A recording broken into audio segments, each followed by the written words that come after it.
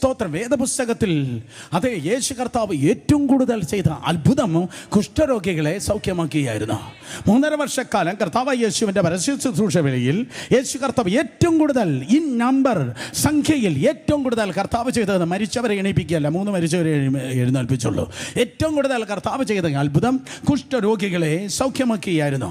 10 കുഷ്ഠരോഗികളെ കർത്താവ് ഒരുമിച്ച് സൗഖ്യമാക്കി. ലേവ്യ പുസ്തകം 13-14 വാക്യങ്ങൾ വായിക്കുമ്പോൾ കുഷ്ഠരോഗികളെ കുറിച്ചുള്ളതായ നിയമങ്ങൾ നിങ്ങൾക്ക് കാണാൻ കഴിയും. പ്രത്യേക യേശു കർത്താവിൻ്റെ ദിവസങ്ങളിൽ അത് വസ്ത്രം കീറിയവനായി എന്ന് പറഞ്ഞാൽ നാണം കെട്ടവനായി, തല മൂടാത്തവനായി, ആർക്കും എന്തും അവനെ പറയാം, ആർക്കും എന്തും അവളെ പറയാം. വസ്ത്രം കീറിയവനാണ്, നാണം കെട്ടവനാണ്, ആർക്കും അവരെ തട്ടിക്കളിക്കാം, ആർക്കും എന്തും പറയാം. തല മൂടാതിരിക്കുന്നു, അവൻ്റെ അധരം നീ ഒന്നുമുണ്ടല്ലോ, നീ എല്ലാം സഹിച്ചോളണം, നീ കർത്താവിൻ്റെ സൗമ്യതയാണ്, കർത്താവിൻ്റെ സ്നേഹമാണ് കേട്ടോ. നീ ഇംപെർഫെക്റ്റ് ആണ്, നീ ആള് ശരിയല്ല, അശുദ്ധൻ.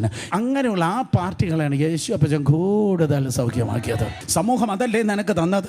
നിൻ്റെ അപ്പൻ്റെ വീട്ടുകാർ, നിൻ്റെ അമ്മയുടെ വീട്ടുകാർ, നിൻ്റെ പഴയ ബന്ധുക്കളെ പുതിയ സ്നേഹിതരല്ലേ തന്നത്. അപ്പോൾ റോഡിലൂടെ ഒരു കുഷ്ഠരോഗി പോകുമ്പോൾ കുഷ്ഠരോഗി പറയും, ഞാൻ അശുദ്ധൻ, ഞാൻ കത്തോലിക്കൻ, ഞാൻ ഓർത്തഡോക്സ്, ഞാൻ മർത്തോമ, ഞാൻ ഇവാഞ്ചലിക്കൽ, ഞാൻ പ്രസ്ബിറ്റേറിയൻ, ഞാൻ CSI, ഞാൻ പെന്തക്കോസ്ത്. പകരം തിരിച്ചു പറ, കുഞ്ഞാടിൻ രക്തത്താൽ, സാക്ഷിയൻ വചനത്താൽ ശത്രുവിനെ ജയിച്ച് എൻ്റെ പേര് ജീവന്റെ പുസ്തകത്തിൽ എഴുതിയിട്ടുണ്ട്.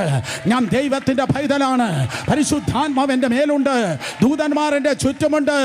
ഞാൻ മനുഷ്യനെ തട്ടിക്കളിക്കേണ്ട വ്യക്തിയല്ല. എനിക്കൊരു നിലയുണ്ട്, എനിക്കൊരു വിലയുണ്ട്, എനിക്കൊരു സ്റ്റാൻഡേർഡ് ഉണ്ട്. I am the servant of almighty God. എൻ്റെ ദൈവം ആർക്കൊക്കെ വേണ്ടി എഴുന്നേൽക്കാൻ പോകുന്നു.